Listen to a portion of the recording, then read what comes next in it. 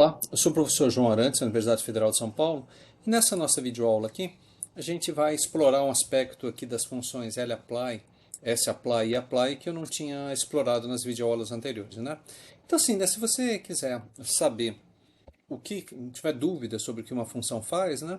Você só coloca uma interrogação aqui no nome da função e pergunta para o R, né? Então se você rodar aqui a função, ele vai vir o descritivo. Olha, ele fala que lapply aplica a uma lista do mesmo valor que o x que você está entrando, né?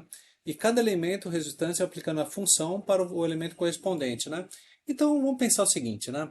Digamos que a gente tem aqui um vetor aqui, né, de nomes, né? Então aqui esse vetor de nomes, né? E eu gostaria de aplicar para esse vetor de nome a função lapply, né? Então será que isso aqui ia funcionar? Se você for ver aqui, olha, o tipo, né? Type of, né? Type of, né? Do nomes, né? Type of nomes. É character, né? Se você for ver assim, caracteres, né? Se você for ver a estrutura dos nomes, né? Então é um vetor de caracteres aqui, né? Se você for ver a classe nomes,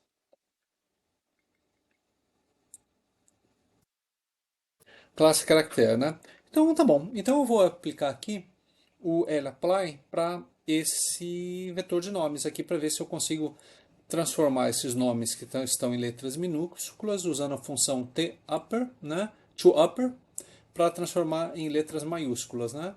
Então rodando aqui, ele conseguiu. E olha só, ele pega cada elemento dele, cada elemento aqui, ele considera isso aqui como uma lista e cada elemento aqui ele aplica a função e retorna como um elemento de lista, tá?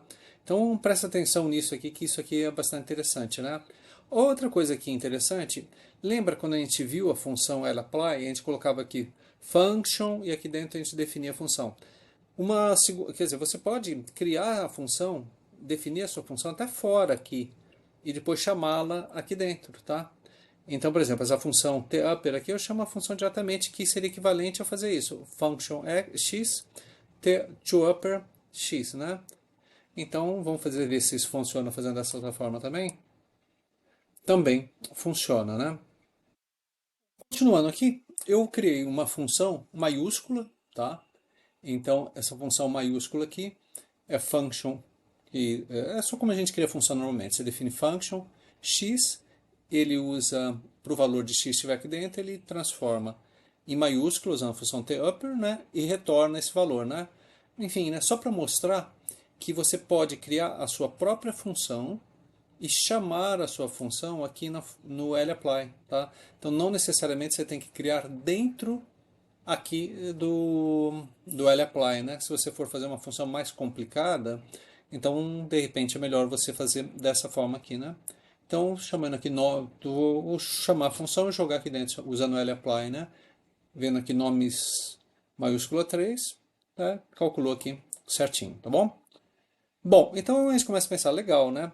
Então o lapply aqui, o jeito que a gente tinha visto anteriormente era sempre com uma lista, né? Então, por exemplo, eu criei uma lista com uma lista com os nomes aqui, João, Érica, Didi, Cook, né? Tudo em minúscula, né? Que é o primeiro elemento da lista, e depois criei um segundo elemento da lista aqui com o nome Marcelo, Karina, Kenzo, Tutu, que é o segundo elemento da lista, né? Então, o primeiro elemento é L1 aqui, elemento L2, cria a lista, né?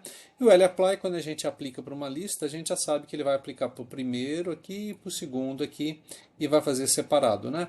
Então, aqui, olha, ele vai retornar uma lista. Estou chamando nomes maiúsculo 5, né? Deixa eu visualizar aqui, né?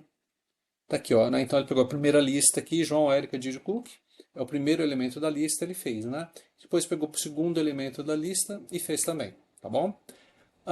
Bom, a gente poderia também pensar o seguinte, bom, e se ao invés de uma lista aqui fosse uma matriz, né? Será que ia funcionar? Então a gente vê aqui, né? Porque na definição do lapply ele fala dos elementos, mas não fala se esse elemento é matriz, se elemento é lista, né? Então estou supondo que deva funcionar com matriz também.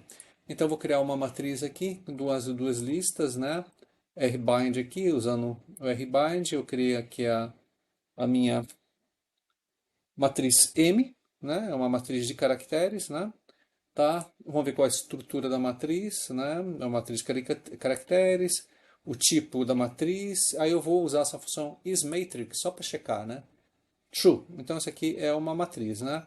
Muito bem. Então agora eu vou usar o lapply na matriz para ver se funciona. Vamos ver se dá certo.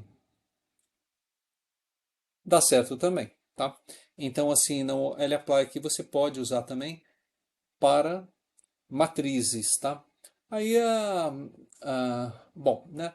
O equivalente disso aqui, eu poderia fazer a mesma coisa aqui para a matriz, colocando function x e tail per x, né? Que ia dar exatamente no mesmo, né? Tá? Deixa eu rodar aqui. Pronto, né? Bom, aí você podia falar, puxa, né? Então, e se eu usasse aqui o apply? Será que já que eu tenho aqui, lembra que a gente tinha usado o apply para uma matriz? E será que eu posso aplicar para as linhas, né? Então, vamos transformar as linhas da matriz M, que está aqui. Cadê? Deixa eu chamar aqui. M, tá? Essa é a matriz N aqui. Vamos aplicar para as linhas, transformar em maiúscula, né? Só que vai ser uma coisa engraçada, né? Se funcionar, isso aqui vai ficar maiúsculo, isso aqui vai ficar maiúsculo, né? Ou seja, foi como se eu tivesse aplicado para as linhas e para as colunas, né? Então, por quê? Porque eu estou jogando, mudando aqui, muda automaticamente o valor aqui que vai para a coluna, né? Então, vou colocar aqui linhas maiúsculas. Rodando aqui, a gente, né, vamos só chamar aqui linhas maiúsculas para ver o resultado. Tá? Colocou aqui direitinho, né? Na minha matriz, eu coloquei aqui em maiúsculo, tá bom? E para um data frame, será que também o lapply se aplica, né? Porque não aparece aqui uma restrição. Então eu vou criar um data frame com essas duas linhas, né? Primeiro usando a função rbind para criar a matriz, né? Depois usando a função data frame para transformar a matriz num data frame, né? Então vamos ver se cria um data frame. Ver a estrutura aqui. Estrutura um data frame, né? Com duas observações aqui para cada variável, né? E uma coisa interessante, né? Se você for verificar, o data frame, na verdade, ele é um tipo de lista, tá? Então, assim, então a gente sempre pensa data frame diferente de lista, não, é um tipo lista. Então deve funcionar muito bem.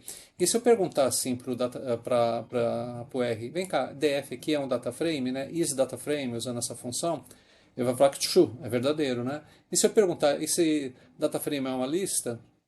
Também é verdadeiro, porque os data frames são listas, né? Bom, então a gente já fica mais confiante, né? Se o data frame é do tipo lista, o lapply, pelo que a gente tinha estudado anteriormente, ele se aplica ali a listas, né? Então eu posso usar diretamente aqui, né? Lapply para o data frame. E eu observo aqui que eu consigo também os mesmos resultados, tá? Então nesse vídeo aqui é só para a gente, eu criei, só para mostrar que a gente pode usar o lapply, né? Sapply, né? E o apply, né? Também para caracteres, tá? Tá bom? É isso aí.